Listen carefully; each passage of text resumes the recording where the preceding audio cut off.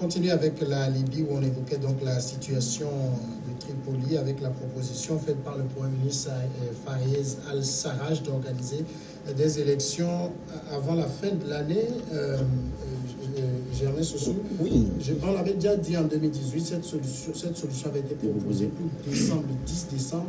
On était en février quand la proposition est sortie, on n'a jamais pu le faire. Sur quoi compte-t-il aujourd'hui où il y a la guerre d'organiser les élections avant la fin de l'année? Non, c'est pour cela que l'intérêt de ce débat, c'est aussi tenter d'éveiller la conscience des Africains que nous sommes, pour se dire, mais vraiment parfois quand les drames se jouent aussi, oui, on dit nous avons nos responsabilités, nous ne fuyons pas nos responsabilités en tant qu'Africains, mais en même temps, si les gens tirent des ficelles, ayons le courage aussi de le dire. Comment on peut comprendre? D'abord, politiquement, ce n'est pas l'illusion de voir des responsables organiser des élections en période de guerre. Lorsque les expériences que nous connaissons, ça n'a jamais marché. Pour organiser des élections, l'objectif des élections, c'est de stabiliser le pays. Du moment les gens sont armés, un peu partout dans le pays. Et vous savez que les gens sont lourdement armés. Comment vous voulez que ces élections-là puissent légitimer un gouvernement, comme vous l'avez dit tout à l'heure, si les gens ne déposent pas les armes? Donc, normalement, la question aurait été que, bon, on fait, je ne sais pas, un forum ou je ne sais pas, une organisation, trouver les problèmes. Et il a annoncé ça aussi. Et alors donc, avant tout... Un dialogue. Voilà, ce dialogue. Mais, quand le général Haftar a pris les armes, c'est qu'il a lui aussi des revendications. C'est pourquoi il a pris les armes. Mais lui aussi, il a des choses à dire. Et ne soyez pas étonnés demain, au fil du temps, de vous rendre compte qu'il y a les puissances qui se battent autour de la manne, des richesses africaines, au niveau de la Libye là-bas. Donc je ne sais pas si ces puissances-là seront d'accord pour que ces élections-là puissent véritablement libérer la Libye. Donc il faut comprendre qu'en toile de fond, ce sont les intérêts qui sont là-bas. Sinon, comment on peut comprendre que l'ONU existe, est fonctionnelle? Même si on me dit que oui, mais voilà, qui est là? L'Union africaine est là. Ces organisations, moi je ne peux pas comprendre que ces organisations-là ne puissent pas se mettre ensemble pour se dire non, on met fin à la crise libyenne. Ben, si. Est-ce que ça peut se décider comme ça quand c'est aussi et surtout que les intérêts sont d'abord divisés? Non, les clans là s'affrontent comment? Est-ce que les clans là fabriquent des armes? Comment ces clans arrivent à obtenir des armes? C'est ces puissances qui arment ces clans là et qui les poussent à la division. Donc, nous, Africains, nous sommes devenus des pions, ou bien si nous ne l'avions pas été depuis, des pions qu'on est en train de déplacer. Et puis, c'est un jeu d'échecs que les Occidentaux jouent avec l'Afrique. C'est tout. Donc, qu'est-ce qu'il faut dire?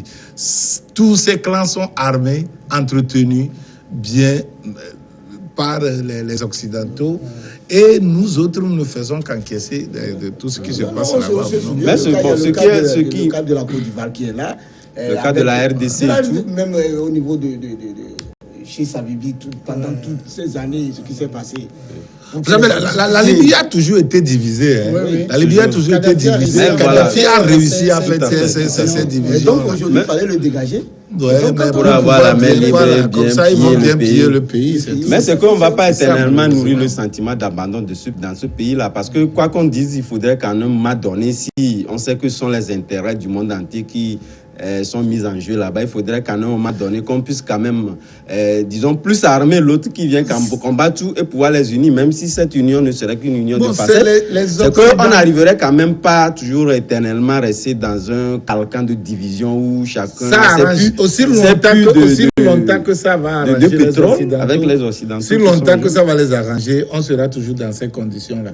Jusqu'à un moment, jusqu'à ce que, à un moment donné, ils voient qu'ils perdent le terrain d'une manière ou d'une autre. Ils vont vouloir conférer le pouvoir à une seule entité. C'est ce qui se passe là-bas. Mais ce que j'aimerais dire tout de suite là, c'est plutôt le silence de l'Union africaine qui est inacceptable dans cette histoire-là. Tout le monde sait que, comment l'appelle-t-on, l'ONU est entre les mains de ces puissants.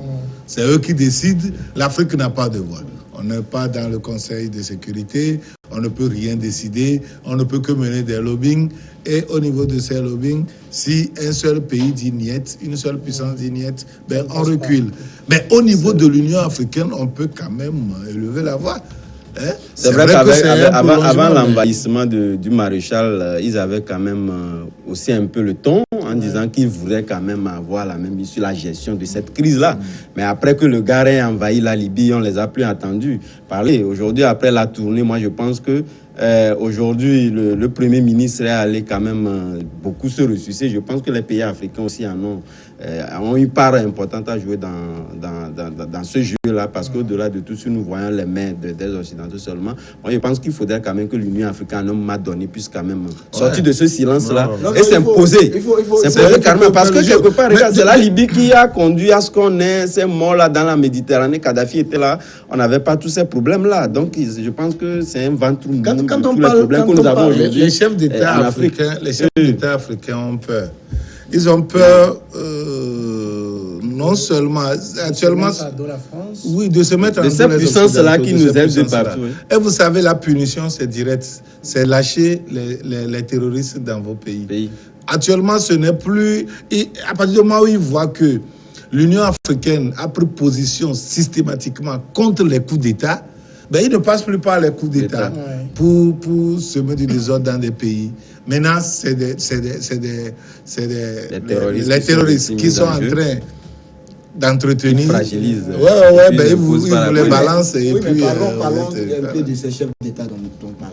Mais est-ce que les chefs d'État ne peuvent pas comprendre que, en ayant le courage de se mettre ensemble, en parlant d'une seule voix, ils peuvent faire face? Non, vous savez, c'est vrai qu'ils peuvent se mettre dans le créneau de l'Union africaine pour agir. Mais on va chercher toujours à savoir qui a commencé la sensibilisation, qui a appelé qui pour dire qu'il faut faire ceci. C'est ce qui a même conduit à ce qu'on mette fin à Kadhafi. Oui, lui, il avait pris le devant de la chaîne en disant qu'il faudrait qu'on arrive à une Union africaine on lâche vraiment les forte. terroristes dans ta maison, quoi. Et ça risque vraiment de t'apporter. Les chefs d'État, ils ont peur. Voilà, aussi longtemps que les chefs d'État africains n'auront pas le courage de dire, bon voilà, s'il faut aller au sacrifice, mais pour que les Allemands comprennent que l'Afrique quand même a une dignité, mais se dire, mais on se met ensemble, on n'est pas d'accord. Le problème ici aussi, c'est que toi seul, ton sacrifice, ça va donner quoi? Ça va donner quoi? Tout ça. Le problème, c'est que maintenant, quand ça commence systématiquement, on cherche le meneur pour le sanctionner. Hein? Vous savez, c'est ce qu'on a toujours dit ici. Ces terroristes-là qui sévissent dans tous ces pays, ils sont entretenus, on les voyait avec des drones, avec des satellites, on voit tous leurs mouvements dans le désert. Mais on les laisse faire. C'est des gens ils trouvent les armes où? On va évoluer, mais avant de parler du Soudan, il y a cette actualité qui vient de tomber. Je voudrais qu'on dise quelques mots là-dessus parce qu'on ne peut pas faire du direct sans commenter cela. Au Burkina Faso, l'affaire de coup d'État de 2015, la prison à vie, c'est le verdict qui vient de tomber contre les généraux Gilbert Diendéré et Djibril Bassolé. Les deux ont été condamnés à de la prison à vie. Ah bon? Comme vous dites que ça vient de tomber, vous savez que là aussi en Côte d'Ivoire, Burkina Faso, c'est vrai que ça doit faire jurisprudence parce que c'est tellement important que la vérité soit rétablie aussi là-bas. Je savais qu'il y avait un procès en cours par rapport à ça, mais dire qu'on a la sentence c'est la prison à vie. Je ne sais pas si là-bas, comment ça se dit. Mais bon, je crois qu'ils auront la... Ils méritent ça. Non, oui, mais si la loi de l'État estime que c'est de la haute trahison, parce que pour arriver à la prison à vie, il faut qu'on se rende compte que c'est de la haute trahison. Maintenant, mais je crois que ils ont la possibilité de faire appel. C'est l'attentat à la sûreté de l'État. Donc, prison à vie, je crois que c'est presque dans tous les pays comme ça. Lorsque vous faites de la forfaiture, c'est la prison à vie. Donc, je ne vais pas citer d'autres pays, mais vous savez qu'il y a eu des forfaitures un peu partout. Mais c'est pour cela que je dis il faut voir davantage plus clair. Si c'est vraiment avéré, il faut que ça fasse jurisprudence pour que les gens comprennent que si nous avons choisi la démocratie, que c'est un cas d'école. Le courage aussi, d'assumer. Je pense qu'ils vont le faire, mais ils vont les gracier après. Non, mais dans sommes en Afrique. Ils vont sortir encore des trucs de l'SGBCR pour dire que bon, pour la paix, pour ceci, pour l'unité nationale, la réconciliation, il faut les libérer. Et puis, hop, on va les libérer. Donc, tout le monde sait, tout le monde sait le jeu. Tout le monde que Gilbert Diendéré, par exemple, a joué dans tout ce qui s'est passé. Non seulement dans l'enracinement de la dictature à l'époque de Blaise, mais aussi le jeu tout qu'il a joué après Blaise. Oui. Et donc, on ne peut oui, mais j'allais citer combien là, parce que la prison à vie, tant on parle. Est-ce que, quand je parlais de... Il faut que ça doit venir une juridiction, parce que vous savez que le principal, le président burkinabé, l'ancien président, est actuellement en Côte d'Ivoire. Lorsqu'on prononce vous savez, lui aussi, il n'est pas encore jugé. Et n'oubliez pas, en Côte d'Ivoire aussi... Non, il n'est pas inquiété par dans ce sens. Oui, mais c'est ce que j'ai dit. C'est lui le président. Pour le moment, il est coupé. Vous savez que... non, il a quitté. Il a quitté. Entièrement. Non, mais oui, on l'a quitté. C'est ce que j'ai dit. C'est ce qui a été prononcé. Vous savez que les jugements sont susceptibles de remise en cause. Donc, moi, on ne va pas aller. Mais ce que je voudrais dire au-delà du président qui se la coule douce, lui, en Côte d'Ivoire, vous savez que la Côte d'Ivoire elle-même a des problèmes. Un président est déjà allé en prison, lui il est sorti, l'autre ne sait pas qu'est-ce qu'il attend. Donc déjà au Burkina, quand on prononce la sentence à vie, quand je dis tout à l'heure aussi que ça aussi, il faut voir aussi dans la chirurgie comment ça... Donc tout ce que nous souhaitons, c'est qu'il ne faut pas que les gens s'accrochent davantage au pouvoir pour se dire, bon, il y a des sentences de prison à vie de l'autre côté, il vaut mieux que je reste au pouvoir. Oui, bon, ça, oui, je pense que la sentence qui est donnée est à juger quand même à plus d'un titre, parce qu'aujourd'hui, je pense que le Burkina Faso, on a peur de rajouter l'instabilité, l'insécurité grandissante qui sévit dans le pays. Même si on sait que nous sommes dans un schéma où on a besoin d'union et beaucoup plus de pouvoir donc déblayer un peu la politique pour éviter qu'on ait encore cette situation d'insécurité qui fonce carrément au centre du pays. On sait que après tout, il y aura quand même des sorties qui vont les gracier et tout. Mais quand même, cette sentence-là voudrait dire que demain, il ne pourrait pas quand même, disons, pouvoir encore mener certaines activités politiques et tout. Mais quand même, dans la sentence, je pense que il faudrait quand même que, après tout, pour l'union du pays, parce que lorsque cette sentence-là, c'est quand même une partie de la population qui est frustrée. Vous savez, lorsque Djibril Bassolé était donc en prison, vous savez, les soulèvements qu'on a eus dans sa localité, toute sa région, donc ça rajoute quand même à l'insécurité que ce pays-là traverse. Donc il faudrait quand même que Marc Christian Kaboré fasse un effort quand même de les gracier, mais quand même avoir les temporisants pour ne pas quand même infecter la situation. On passe à on aura l'occasion peut-être demain de revenir en long et en large sur le sujet du Burkina Faso. On va passer maintenant au Soudan où le président Déchu Béchir passe à la barre pour corruption. C'est pratiquement la continuité. L'ancien président Omar el-Béchir a été déféré dimanche au parquet en charge des affaires de corruption à Khartoum. Sa première comparution en public depuis sa destitution par l'armée en avril sous la pression de la rue. Vêtu de la traditionnelle djeliba blanche et d'un turban, l'ancien homme fort du Soudan est arrivé de sa prison escorté par un convoi de véhicules militaires et des membres des forces de sécurité lourdement armés. L'accusé Omar el-Béchir a été informé des accusations qui pèsent contre lui pour la possession des devises étrangères, corruption et réception de cadeaux de manière illégale, a indiqué un journaliste responsable du parquet.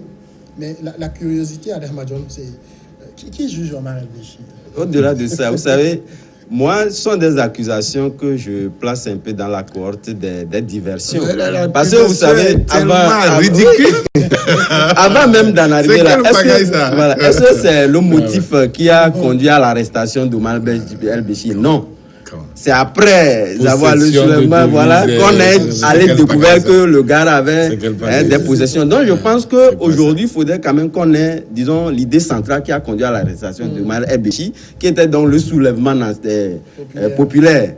Et là, on laisse ce soulèvement-là et on va s'accrocher sur des motifs aléatoires qui n'étaient pas donc les motifs réels ayant conduit donc à l'arrestation du gars. Donc je me dis qu'aujourd'hui, d'abord, il faudrait rajouter à l'instabilité qu'on n'a pas encore puis résoudre. Mais attends, quel motif, Adam, toi, tu penses qu'ils peuvent avancer? Ils vont parler de quoi? Ils ont géré ensemble le pays. Et ils vont parler de crimes contre l'humanité. Vous savez qu'il y a la CPI qui le cherche. Voilà, donc je pense que... Voilà, la CPI le cherche. Et pour crime contre l'humanité, est-ce que c'est depuis son palais qu'il commettait ça sur le terrain? C'est vrai qu'il y a un aspect fondamental qu'on retient en ce qui concerne les crimes contre l'humanité, c'est que s'ils sont commis sur ordre, s'ils sont commis systématiquement sur ordre, on sait que c'est... Donc on cherche le domaine de ce qui est... Voilà, la responsabilité hiérarchique aussi est mise en jeu ici. Mais je vous assure, eux, ils ne peuvent jamais s'avancer sur ce terrain. D'autant plus que les mêmes crimes sont commis par eux aussi. Oui, c'est les exécutants. Il y avait même des ordonnateurs là-bas. Ah ouais, alors il faut toujours trouver quelque chose pour le maintenir en prison. Donc il faut sortir de ces arguments pour dire que détention et puis combien d'ailleurs de devises. Et ils disent qu'il y a des devises. C'est quand même après tout, c'est un chef d'État. C'est un chef d'État. La possession de devises dans les palais présidentiels, c'est pas nouveau. C'est peut-être là où cette accusation peut-être peut tenir la route, c'est que on l'accuse de détenir 113 millions de dollars de devises étrangères, alors que le 22 février, quand il décrétait l'état d'urgence, il avait interdit que les Soudanais possèdent plus de 5 000 dollars de devises étrangères. Et lui, il en a 113 millions. Oui, jusque-là, c'est les informations. Je ne sais pas. Il faut le procès pour que lui aussi, soit ses avocats s'expriment. Mais je voudrais poser la question, parce que quand ça se passe comme ça, en tant qu'Africains, modestement, nous souhaitons qu'il y ait de la transparence, une très bonne gestion. C'est ce que nous souhaitons pour nos pays. Mais en même temps, quand vous jetez le regard en Europe, aux États-Unis, partout, la façon dont nous, en Afrique, nos chefs d'État sont traités. Je suis parfaitement d'accord avec toi. On doit aller sur ce terrain, réellement. Parce que réellement. Oui, en même temps, nous devons faire l'effort pour que nos chefs d'État soient quand même en phase avec les populations.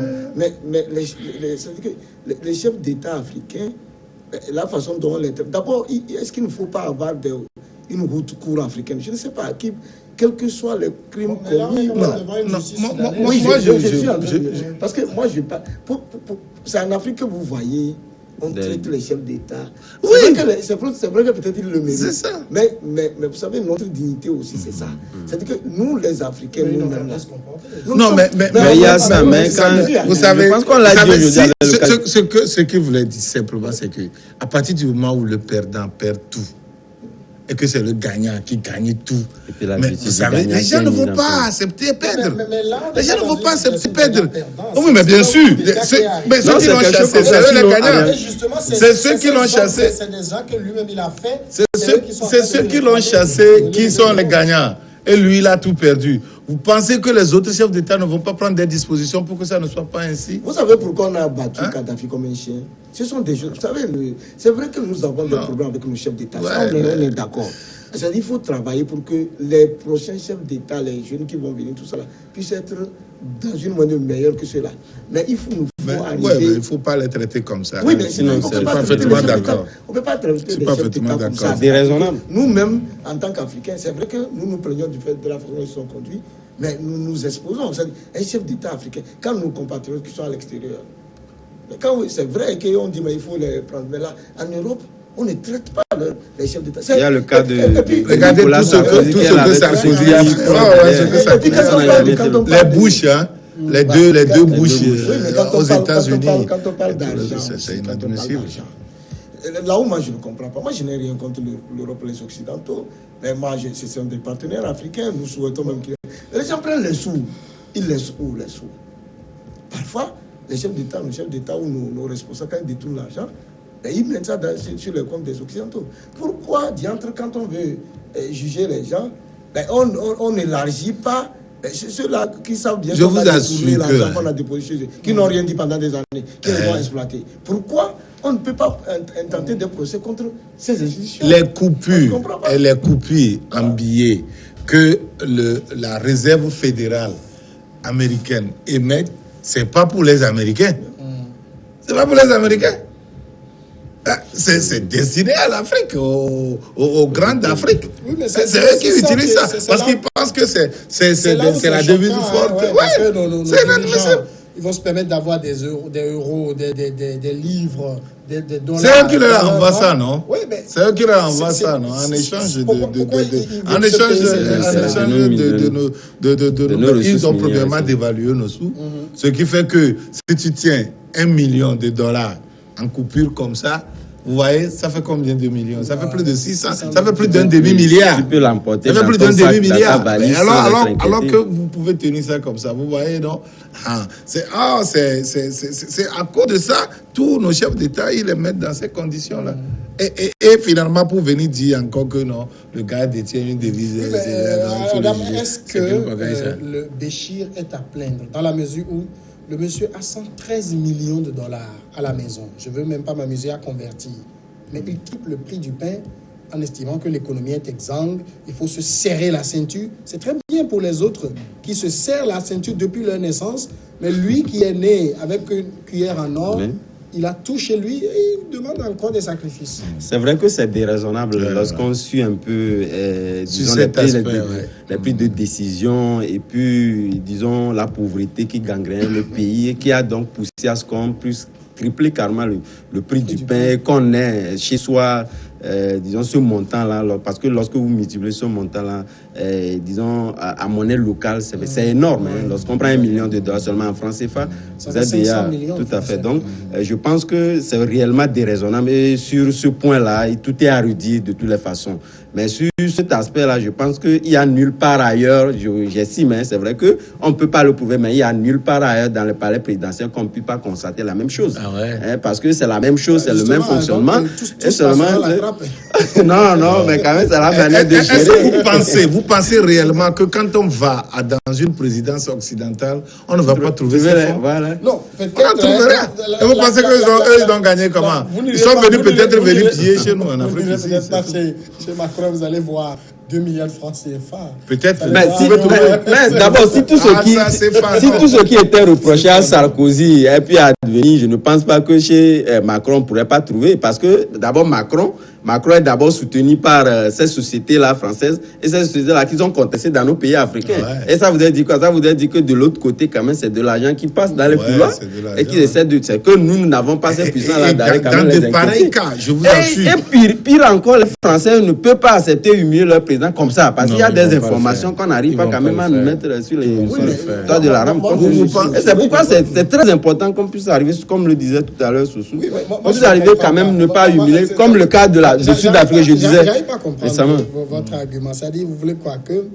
Bon, je sais pas. Qu'est-ce qu'on va lui faire? Il a fait ce qu'on lui reproche. Oui, c'est-à-dire que nous avons été clairs en disant que lorsque vous ne gérez pas bien, c'est normal que vous comparez. Il comparait. Oui, c'est ce que je dis. Quel spectacle est déplorant? Je vous explique. Oui, c'est possible. Bon, mais après tout, c'est le chef de l'État. S'il a de l'argent avec lui, ça peut se justifier. Et qui a dirigé le pays pendant combien de temps? C'est pas un individu. Un chef d'État qui a de... Oui, il est au-dessus de tout le monde, le chef de l'État. Attends. Oui, mais c'est comme ça. C'est comme ça. Attends, vous savez... Non, oui, une loi. Mais sauf que les chefs d'État, dans des situations spécifiques, sont un peu au-dessus. Je t'en prie.